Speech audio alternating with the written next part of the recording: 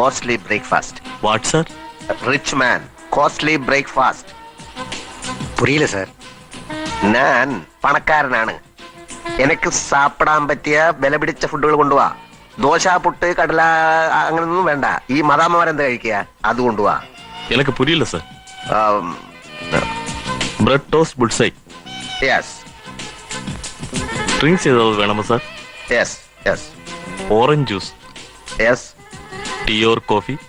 Tea, coffee no. Orange juice, apple juice, juice എല്ലാം കൊണ്ടുപോവാ. Thank you sir.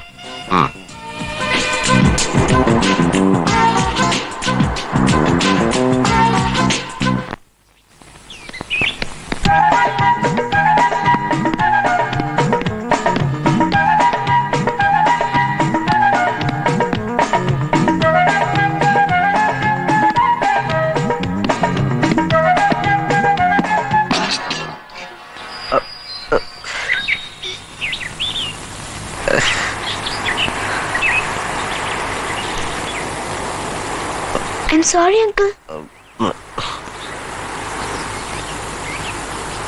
I spoiled your dress. My goodness. Don't be angry, uncle. Shall I take it? I will wash it and bring. Okay? Okay. Then give it to me. Yes. Give it to me, uncle. Okay.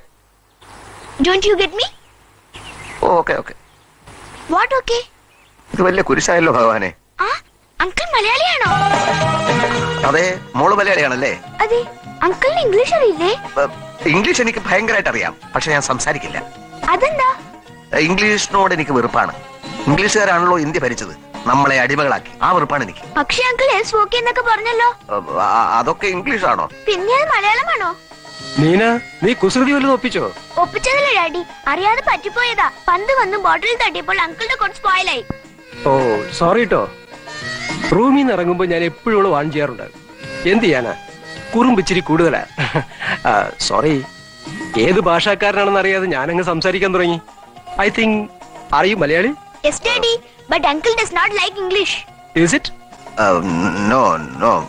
പിന്നെ ഞാൻ ചുമ്മാ കേരളത്തിൽ എവിടെയാ? കേരളത്തിൽ എവിടെയുമല്ല. Long back.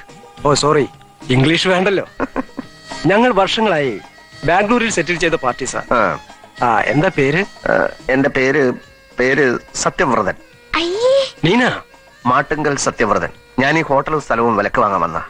ആണോ uncle? It's A very nice place. Uncle ഇത് വിലക്ക് വാങ്ങിച്ചാൽ നമുക്ക് എപ്പോഴും ഇവിടെ ഒന്ന് താമസിക്കാം അല്ലേ ഡാഡി? ഷുവർ. പക്ഷേ വലിയ വില കൊടുക്കേണ്ടി വരില്ലേ? അല്ലാതെ പറ്റുമോ? മുതലാളി സ്ഥലത്തില്ല, അതുകൊണ്ട് അദ്ദേഹത്തെ വെയിറ്റ് ചെയ്ത് ഞാൻ ഇവിടെ താമസിക്കാം. ഞാൻ ആ പാർക്കിൽ കളിക്കാൻ പോട്ടെ ഡാഡി? ഓക്കെ. ദൂരെ എങ്ങും പോയി കളയരുത്. Okay daddy. ഇവിടെ വന്നേ പിന്നെയാണ് അവൾക്ക് പഴയ ഉത്സാഹം വീണ്ടും കിട്ടിയത്. കോടികളും ലക്ഷങ്ങളും ഉണ്ടായിട്ട് എന്താ കാര്യം, മനസ്സമാധാനമില്ലെങ്കിൽ? കോടികളോ? എവിടെ? ശരിയാണ്, ഈ എന്റെ കാര്യം പറയുകയാണെങ്കിൽ തന്നെ ഒരുപാട് കോടികളുണ്ട്, പക്ഷെ മനസ്സമാധാനം ഇല്ല.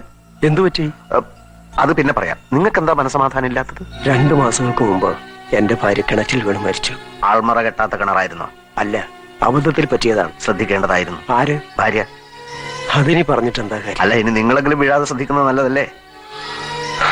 ഞാൻ വീണ് കഴിഞ്ഞു മിസ്റ്റർ സത്യവ്രതൻ. എപ്പോ? ഒരു മാറാരോഗത്തിന്റെ കിണറ്റിലാണ് ഞാൻ വീണത്. മനസ്സിലായില്ല. ബ്ലഡ് ക്യാൻസർ ആണ് എനിക്ക്. ഏത് നിമിഷവും മരിക്കാം. കൊച്ചിനെ അറിയിച്ചിട്ടില്ല. ഞാൻ പോയാ എന്റെ സ്വത്തെല്ലാം അന്യാധീനപ്പെട്ട് എന്റെ മകൾ വഴിയാധാരമാകുമോന്നാ എന്റെ ഭയം. തികച്ചും ന്യായമായ ഒരു ഭയമാണത്.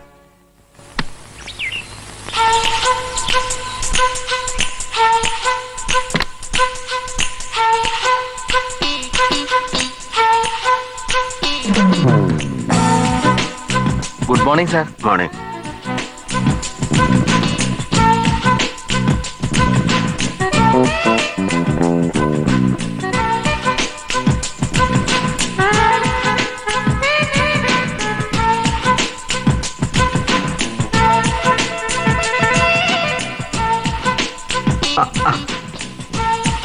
ആ, ഹായ് അങ്കിൾ.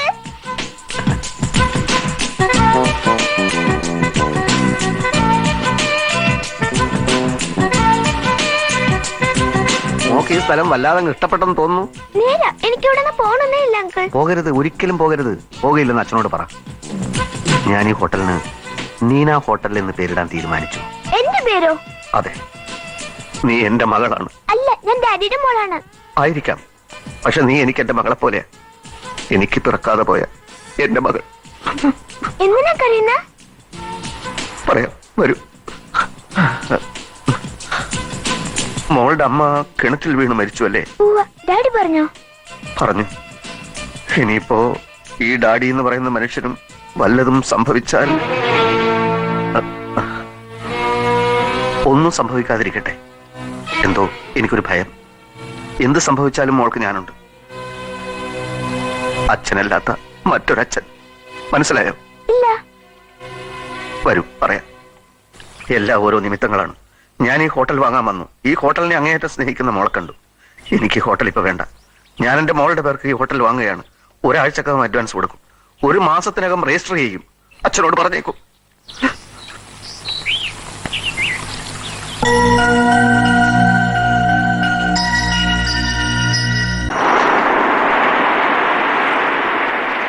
മിസ്റ്റർ സത്യവ്രതൻ, നിങ്ങൾ ഈ കാണിക്കുന്നത് വിഡ്ഢിത്തമാണ്.